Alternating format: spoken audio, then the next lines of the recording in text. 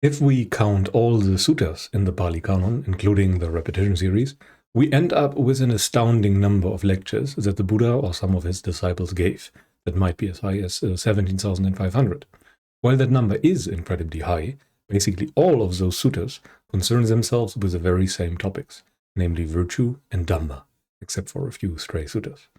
Yet even all those suttas may be further divided into practices concerning cultivation and practices concerning deconditioning, or methods of none, so to speak.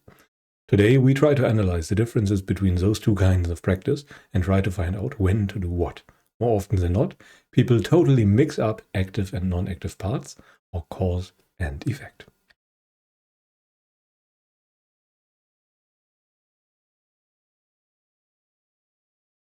Just to give you an example, people often make practices, active, that should indeed be passive, or even a result of the entire gradual training. The most common example would be concentration meditation. I honestly do not know when things went wrong in history, but at some point, someone severely compromised the Dhamma by making something active out of samadhi, an active method of samadhi, so to speak. Whoever that person was, they caused immense harm, and their actions led to the wrong practices for possibly millions of people that later came. This corruption dates back at least as far as the Book Visuddhimagga, or the less known Book Vimuttimagga, or pretty much the first century after the Common Era, pretty much. Yeah, I guess that should be right. And in the suttas, concentration is, unless you apply serious biases, universally explained as the long-term result of the practice and not as a temporary cushion-bound state. There, samadhi is explained as a result of the entire practice and not as a method to get to those results, which is a very important difference. And if you do not read the suttas with bias, that should be more than clear. Not with a word did the Buddha mention that one should do certain meditations to get concentrated or focused. All of that is much newer and relies on commentarial text for the most part. The very word meditation is usually reserved for that which arises when one's training is nearly at its peak. Yet at some point, someone decided to flip the entire path upside down and try to cultivate meditation first, even though it pretty much always comes last in the suttas.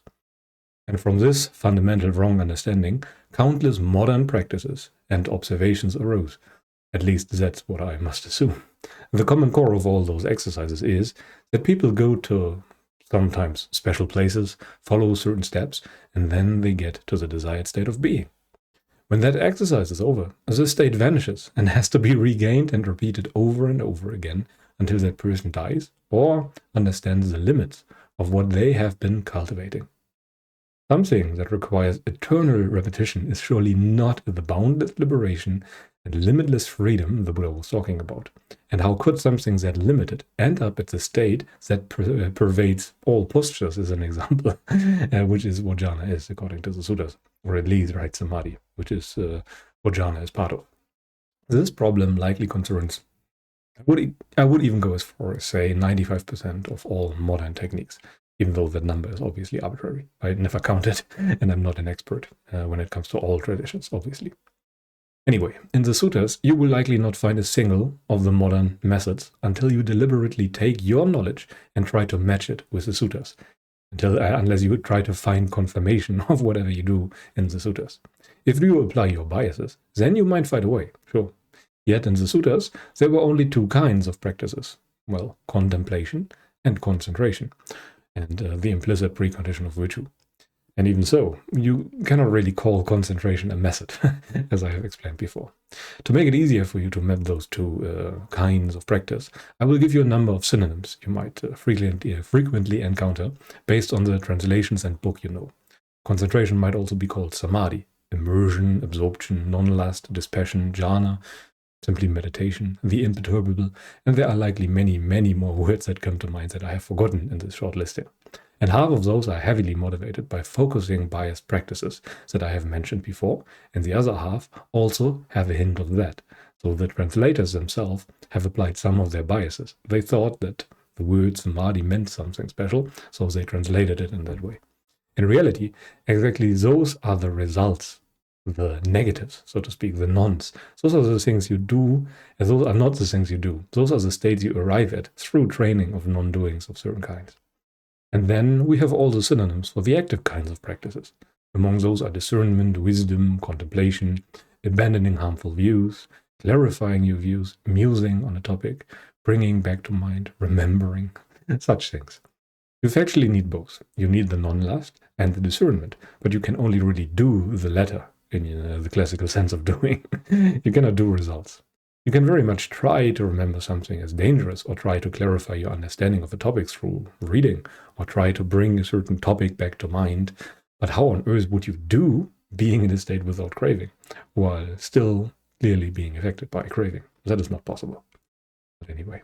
So based on that, you could take a moment to reflect on what kinds of practices you are doing, and into what of those categories you fall.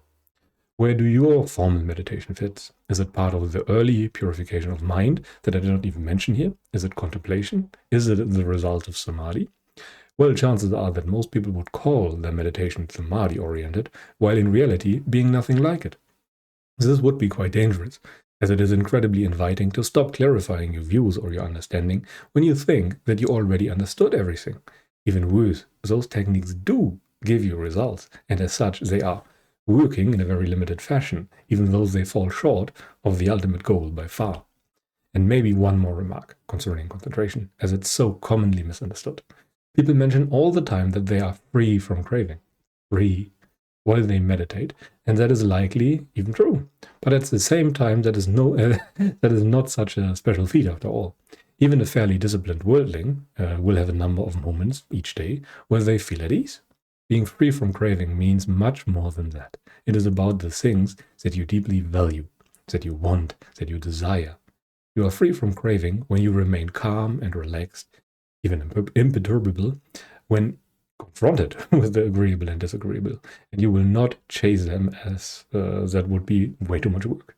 As long as you value things or hold them dear to you, you are not free from craving. Craving is about the views and values that you hold, so you must remove those from your life, and not the immediate craving. It's craving on the overall level of your being, and not in the moment craving, so to speak. You could distinguish craving with a small c and craving with a capital C. And the craving with a capital C is what we try to remove, even when it comes to practices of virtue. This is not even Dhamma yet. It is a preparation, and virtue is a preparation when it comes to that, not samadhi. But anyway. Then we must go even further, as both active and passive practices can be right and can be wrong. If you understand everything before, it is still very much possible that your contemplation is leading in the wrong direction, and that you do not properly decondition your prior values.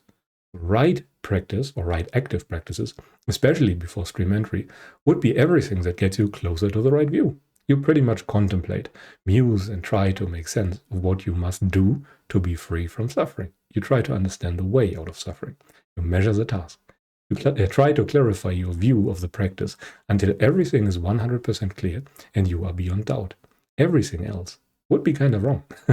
Or at least it's not getting you closer to the understanding. You must understand.